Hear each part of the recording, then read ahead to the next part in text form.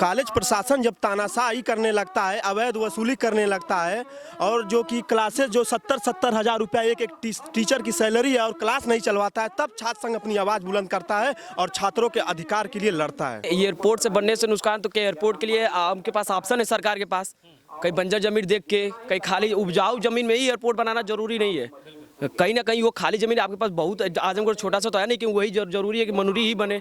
कहीं व्यक्तिगत कहीं ऑप्शन देख लें, अब बनाए। कहीं किसानों के पेटों पर लात मारा जा रहा है। भाजपा के लोग भी हैं, सपा के लोग भी हैं और बसपा के लोग भी हैं, कांग्रेस के लोग भी हैं और तमाम पार्टियां छोटी छोटी उनके भी लोग हैं। तो ऐसा नहीं है कि कोई पार्टी लेवल का धरना चल रहा है। ये आंदोलन किसानों का है, मजदूरों का, नौजवानों का, छात्रों का है। दोस्तों फिलहाल एयरपोर्ट के प्रदर्शन को लेकर हमारे साथ डीएवीपीजी कॉलेज, डीएवीपीजी यूनिवर्सिटी के छात्र हमारे साथ बातचीत करने के लिए मौजूद हैं। और चूंकि हम अलग अलग स्टूडेंट से मुद्दे पूछेंगे कि इनके चुनाव को लेकर भी एक बीच में कुछ खबरें लग रही थी हमारे स्टूडियो पे, तो आज हम जानेंगे कि वो मुद्दे क्या थे और यहाँ पे आप लोगों का आना क्या दर्शाता है। क्या नाम है आपका? मेरा नाम रोशन यादव, मैं डीएवी कॉलेज से अध्यक्ष पद का उम्मीदवार हूँ। ये बताइए, आप अध्यक्ष पद के उम्मीदवार तो हैं लेकिन चुनाव तो नहीं हो रहा है। जी, चुनाव नहीं होगा। ये सरकार जो है चुनाव न करवाकर कहीं न कहीं छात्रों का शोषण कर रही है। ऐसे क्या बात है कि इसी सरकार में चुनावों को लेकर खेल हो रहा है? चाहे मैनपुरी के चुनाव की बात करें, हम रामपुर की बात करें, आजमगढ़ की बात करें, जब भी चुनाव होता है कहीं ना कहीं कुछ ना कुछ उलटफेर के चक्कर में रहती है। और अभी स्टूडेंट के चुनाव को लेकर बड़ा मामला हो रहा है इस समय। देखिए, चुनाव हर जगह हो रहा है। जहाँ जहाँ समाजवादी छात्र सभा का प्रत्याशी हर बार निकलता है, वहाँ वहाँ चुनाव नहीं करवा जाता है। एक बात बताइए, आप लोगों का इधर आना क्या दर्शाता है? देखिए, हमें पता चला कि किसान 2 महीनों से आंदोलन कर रहे हैं अपनी ज़मीन के लिए, जो कि ये सरकार जो है एयरपोर्ट बनवा रही है किसानों की ज़मीन छीनकर, जो कि उपजाऊ ज़मीन है। अगर किसानों की ज़मीन ले ली जाएगी तो किसान कहाँ रहेगा, कहाँ खाएगा, कहाँ पिएगा? उपजाऊ ज़मीन है। इसलिए हम लोगों को सुने हैं और लालजीत भैया जो हमारे हैं नेता हैं, इनके नेतृत्व में हम लोग आए हैं और अपनी आवाज़ को बुलंद किए हैं। अच्छा, एक बात बताइए, आप लोगों को क्या लगता है कि ये गवर्नमेंट किसानों के लिए नहीं है? क्योंकि वो बार बार कह रहे हैं स्टेजों से कि हम किसान हैं, हम किसान खुद हैं और हमारे अपने किसान लोग हैं और हम किसानों की इज्जत करते हैं, और ऐसे ऐसे फैसले ले लिए जाते हैं अचानक से। अगर किसान के होते हैं तो किसान की मजबूरी समझते हैं। जो वर्षों से किसान यहाँ पर रह रहा है, उनके जज्बात जुड़े हैं, उनके आज से नहीं बरसों से रह रहा जज्बात जुड़े हैं, तो उनको यहाँ से हटाता नहीं। कहीं जाके बंजर जमीनों को ढूंढता, वहाँ एयरपोर्ट का निर्माण करता, न कि किसान का घर उजाड़ कर एयरपोर्ट बनाता है। बिल्कुल, बहुत शुक्रिया। क्या नाम है आपका? मेरा नाम विकास यादव है, मैं डीएवीपीजी कॉलेज का छात्र नेता हूँ। विकास जी, एक बात बताइए, आप भी छात्र नेता हैं, ये बताइए अलग अलग जो नेता हैं आजमगढ़ की ज़मीन पे, खास पूर्वांचल मान ले हम, तो वो सिर्फ विकास के नाम पे नहीं, सिर्फ जाति को लेकर बात करते हैं। और यहाँ पे आप प्रदर्शन देख रहे हैं तो यहाँ सभी जाति के लोग इकट्ठा मजबूती से खड़े हैं। तो आपको क्या लगता है कि गवर्नमेंट इनके आगे घुटने टेकेगी या गवर्नमेंट इनका फैसला मानेगी, यहाँ पे एयरपोर्ट नहीं बनाने का कुछ ऐसा आदेश देगी? गवर्नमेंट को इनका फैसला मानना ही पड़ेगा, क्योंकि जब तक गवर्नमेंट इनका फैसला नहीं मानती है तब तक हम लोग भी इन लोगों के साथ हैं और हम लोग पीछे हटने वाले नहीं हैं। सरकार से गुजारिश करेंगे और इनसे मनवा कर ही रहेंगे कि हमारी बातों को आप मानें। तो एक बात बताइए, जिस तरीके से हम तमाम मुद्दों को यहाँ पे देखते हैं, अगर हम यहाँ पे देखें कि क्या फ़ायदा है एयरपोर्ट का बन जाने पर और क्या नुकसान है एयरपोर्ट के ना बनने पर, आपको क्या लगता है?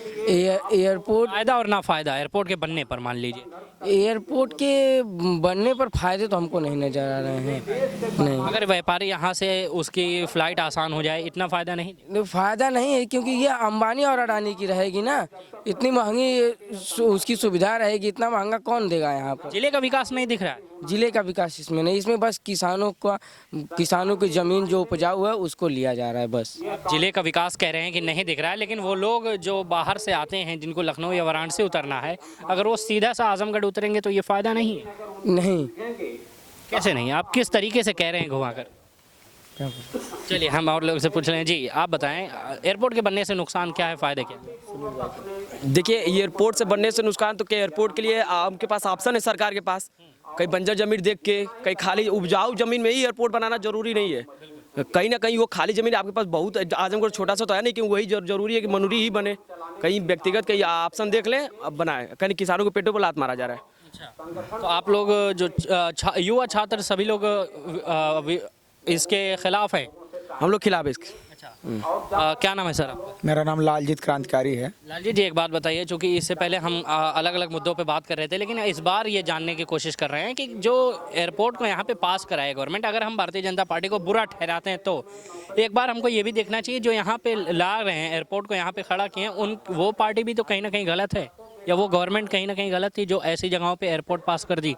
वो भूमि पहले ऊसर थी, आपको नहीं पता, हम छोटे थे, हमने देखा था। मैं 7-8 साल का रहा हूँ, तब मैं देखा ये एयरपोर्ट बन रहा था।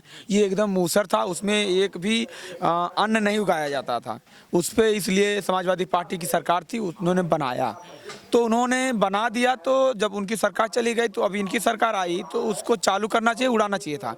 लेकिन ये जहाज उड़ाने के प्लान में नहीं है, ये सिर्फ जमीन को कब्जा करने के प्लान में। ये जो उपजाऊ भूमि देखिए कितनी 16 आना की मालियत की भूमि है, इस 8 गांव की भूमि को ये कब्जा करना चाहते हैं। और प्रधानमंत्री जी और मुख्यमंत्री योगी जी कब्जा करके अपने मित्रों को देना चाहते हैं। उनके मित्र प्रिय कौन है जान ही रहे हैं, अडानी और अंबानी। गौतम अडानी है और वो मुकेश अंबानी है। कि जनता तो आप लोग भी हैं ना? तो जनता है तो हमारी भूमि है, तो हम तो इसके मालिक हैं ना।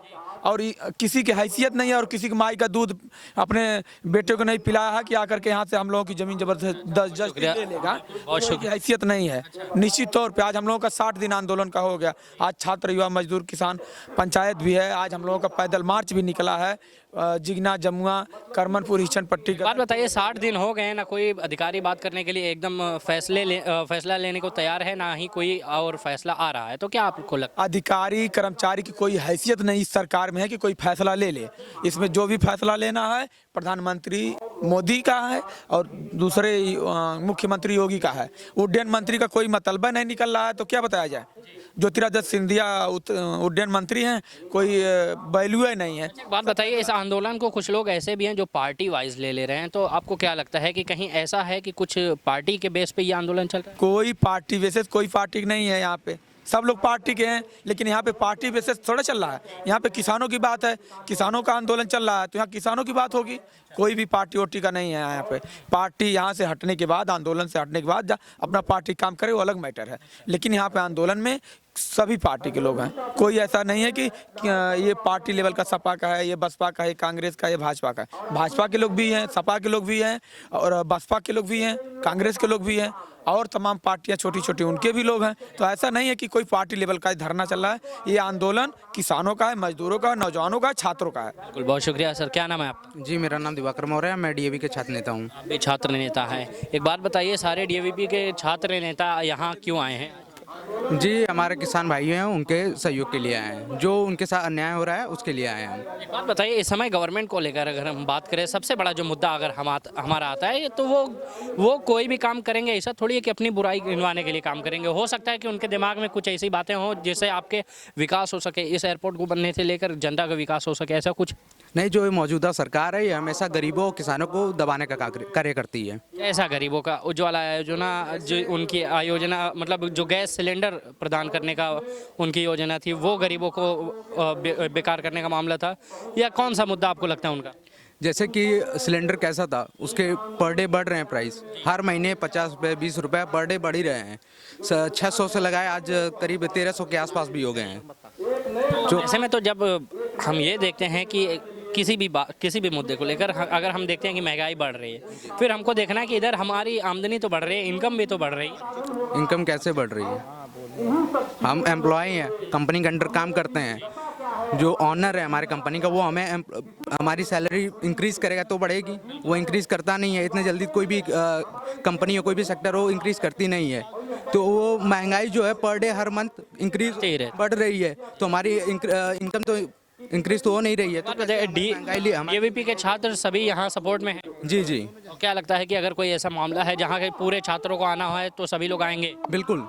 छात्र एकता और जो हमारा समाज है, जो किसान है, वो अन्नदाता है हमारे लिए। बहुत शुक्रिया। मैं थोड़ा सा आपसे एक विस्तार में जानना चाहूँगा, क्योंकि आप लोगों का जी अच्छा हाँ, आपसे बातचीत नहीं हो पाई। ये बात बताइए, अगर आप लोगों का युवा चुनाव नहीं होता है यूनिवर्सिटियों में, तो इसका नुकसान क्या हो सकता है? सर जो है कि सबसे पहले मैं आपको अपना परिचय देना चाहता हूँ। मैं सुनील कुमार उर्फ राजा भैया DAPG कॉलेज का छात्र संघ महामंत्री प्रत्याशी हूँ। जो आपने सवाल पूछा आप मेरे से, क्या फ़ायदा और क्या नुकसान हो सकता है, चुनाव होने का यूनिवर्सिटी में? तो सर इससे नुकसान कुछ नहीं है, और नहीं तो इससे जो है कि फ़ायदा ही फ़ायदा है। कैसा फ़ायदा? जो ये राजनीति की नर्सरी पीढ़ी कही जाती है, अगर हमारी नर्सरी जो पीढ़ी शुरुआती जो बेसिक ही जब कमज़ोर रहेगी तो हम आगे राजनीति क्या कर पाएंगे और देश के विकास के लिए क्या सोच रख पाएंगे। जी एक बात बताइए, अगर आप बात करना चाहता हूँ, जो बताएं छात्र संघ चुनाव अगर न हो तो नुकसान और फायदा। देखिए नुकसान के बारे में बता दे रहा हूँ। जब जब जो हमारा जो कॉलेज प्रशासन जब तानाशाही करने लगता है, अवैध वसूली करने लगता है, और जो कि क्लासेस जो 70-70 हज़ार रुपया एक टीचर की सैलरी है और क्लास नहीं चलवाता है, तब छात्र संघ अपनी आवाज़ बुलंद करता है और छात्रों के अधिकार के लिए लड़ता है। क्योंकि अब वो ज़माना नहीं रहा किया कि मास्टर साहब डंडा उठा के मार दे तो बच्चा मार खा के चुपचाप बैठ जाए, चाहे वो गलत रहे या सही रहे। अब आवाज़ उठाना ज़रूरी है। बिल्कुल, अगर छात्र 70-70 हज़ार रुपया सैलरी लेता है और घर पे जाके बैठता है और लड़का कॉलेज आता है, लौट कर चला जाता है, दूर दूर से आते हैं लड़के, लौट कर चले जाते हैं, तब छात्र नेता उनकी आवाज़ उठाते हैं और दिखाते हैं कि ये जो देश है इस तरह से नहीं चलेगा, यहाँ शिक्षित लोग हैं और शिक्षित को आगे बढ़ाना है। बिल्कुल, सभी लोगों का बहुत शुक्रिया। और हमारे साथ DAP कॉलेज के सभी छात्र मौजूद थे बातचीत करने के लिए। चूँकि थोड़ी तबीयत नासाज है इसलिए बहुत ज़्यादा खुलकर बात नहीं हो पा रही है। बहुत बहुत शुक्रिया आपका देखने के लिए ज़िया न्यूज़।